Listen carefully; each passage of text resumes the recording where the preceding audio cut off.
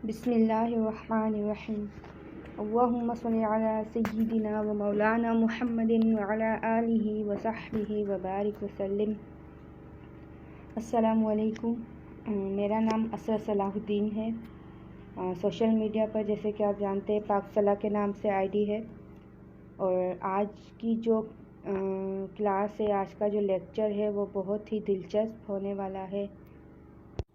आज हम सीखने जा रहे हैं कि अच्छे नात ख्वां हम कैसे बने, अपनी जो आवाज़ है उसकी जो गलतियां हैं वो हम कैसे जज करें, किस तरह मालूम हो कि हमारी आवाज़ में कहाँ कमी है और किन नात ख्वां को सुने।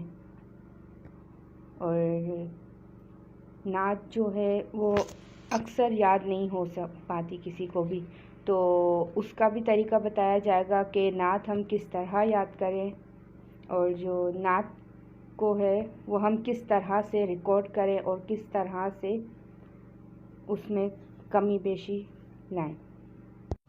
अच्छा, तो अगर आप चाहते हैं कि एक अच्छा नात ख्वां आप बने, कि आपकी जो आवाज़ है उसकी सारी कमियां दूर हो जाएं, तो उसके लिए यही है कि आप गुनगुनाना शुरू कर दें। कोई भी नात हो उसको आप गुनगुनाना शुरू कर दें।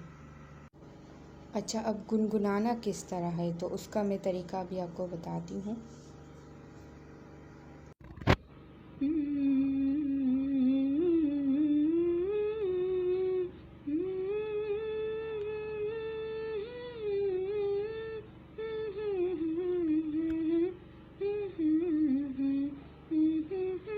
उम्मीद है आपको समझ आ गया होगा कि किस तरह से गुनगुना कर नात पढ़नी है।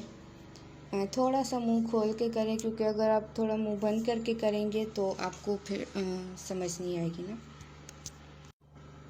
अच्छा, अब यहाँ पर एक सवाल आ जाता है कि किन नात ख्वां को हम सुने। तो उन नात ख्वां को सुने जिनकी जो सुर हैं, जिनका जो पढ़ना है वो बहुत ही आला किस्म का हो, जिनको सुनने से जिनकी आवाज़ सुनने से आपको सुर का पता चले कि आपने किस तरह से सुर लगाने हैं, कि उन्होंने कहाँ पर अपनी आवाज़ को बुलंद किया है, कहाँ पर अपनी आवाज़ को रोका है, कहाँ पे स्लो किया है। तो ये सब आपको जो आला किस्म के नात ख्वां हैं उनको सुनकर आपको ये सब आ जाएगा। नीचे आपको नाम भी मेंशन किए हुए हैं मैंने। अच्छा, अब आ जाता है कि नात को हम किस तरह से याद करें या किस तरह से हमारे जहन में नात के जो शेर है वो बैठेंगे। तो उसका तरीका ये है कि जो भी नात आप सुने उसको आप लिख लें। लिखने के बाद फिर जो भी नात है उसको आप बार बार सुने और साथ साथ आप दोहराते भी जाएं। जिस तरह से वो पढ़ रहे हैं इसी तरह से इसी तर्ज में आप पढ़ते जाएं, तो फिर आपको इस तरह नात याद हो जाएगी। चाहे वो नात किसी भी ज़बान में हो, आपको इंशाल्लाह याद हो जाएगी।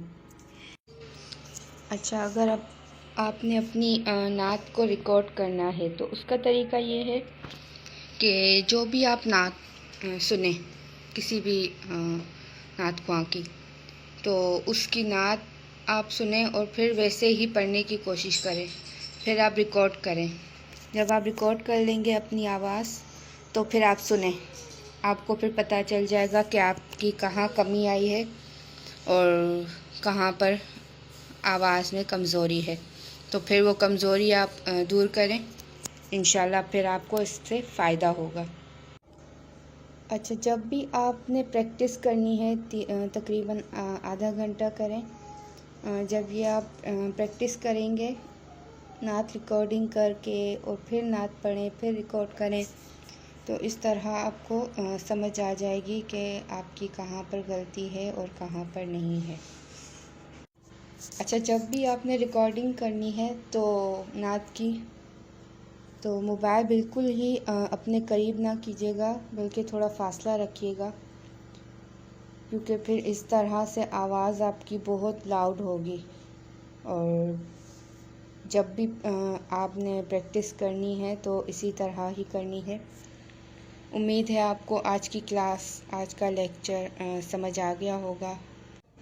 उम्मीद है आपको आज का लेक्चर समझ आ गया होगा। अगर आपने कुछ भी पूछना हो तो आप पूछ सकते हैं, जो भी आपको समझ ना आया हो।